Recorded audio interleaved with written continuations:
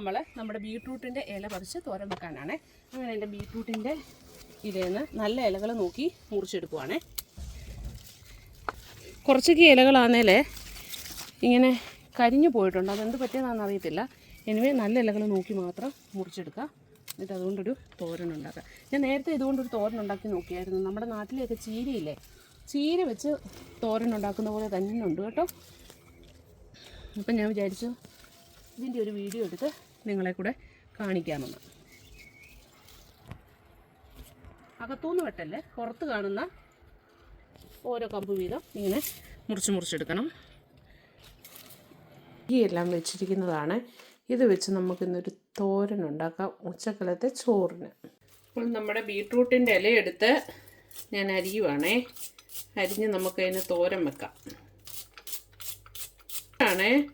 ഇപ്പോൾ ഞാനിങ്ങോട്ട് പറിച്ചുകൊണ്ട് വന്ന് ചെയ്യുന്നതല്ലേ. ഇപ്പോൾ നല്ല ഫ്രഷായിട്ടുള്ള തണ്ട, നല്ല ചീര അരിയുന്ന പോലുണ്ട് അതിൻ്റെ തണ്ടൊക്കെ.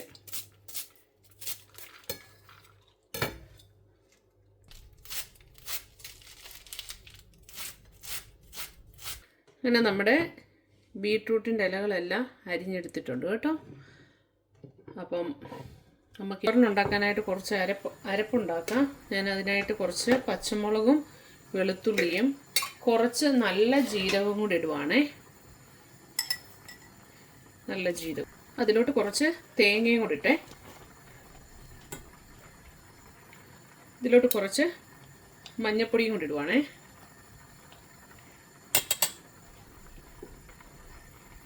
അതിനെ മിക്സിയുടെ ജാറിനകത്ത് വെച്ചൊന്ന് ഒതുക്കി എടുത്തിട്ട് വന്നിട്ടുണ്ട്. അരച്ചെടുത്തിട്ടില്ല, ജസ്റ്റ് പാൻ അടുപ്പേ വെച്ചിട്ടുണ്ടേ. ആ പാൻ അടുപ്പേ വെച്ച് ചൂടാകുമ്പോൾ കുറച്ച് വെളിച്ചെണ്ണ ഒഴിച്ചു കൊടുക്കാമേ. വെളിച്ചെണ്ണയുടെ അവസ്ഥ ഞാൻ നേരത്തെ പറഞ്ഞിട്ടില്ല, ഇങ്ങനെ ഇരിക്കും. ഇതിനി അത് ഉരുകി വരട്ടെ. എണ്ണ കുറച്ച് ഉഴുന്നുപരിപ്പ് ഇടുവാണേ. ഉഴുന്നുപരിപ്പ് നന്നായിട്ട് മൂത്ത മണം വരുന്നുണ്ട്. അതിലോട്ട് നമ്മുടെ ചീരയില, അതായത് ബീട്രൂട്ടിൻ്റെ ഇല ഇട്ട് കൊടുക്കുവാണേ. അതിലോട്ട് കുറച്ച് സവാള അരിഞ്ഞിട്ട് കൊടുക്കുവാണേ. ഞാൻ അതിൻ്റെ നടുക്കൊരു കുഴി കുഴിച്ചിട്ട് അതിലോട്ട് നമ്മുടെ തേങ്ങ അരപ്പിട്ട് കൊടുക്കുവാണേ. അപ്പം അതും ഇട്ടിട്ടുണ്ട്. എന്നിട്ടൊന്ന് മൂടി വെക്കുക.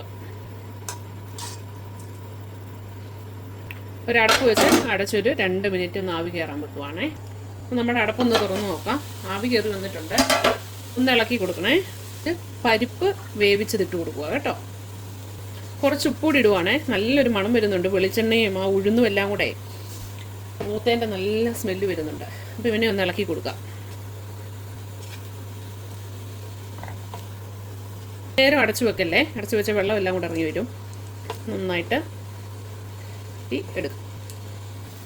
ഇങ്ങനെ നമ്മുടെ തോരൻ ഇവിടെ റെഡി ആയിട്ടുണ്ട് കേട്ടോ.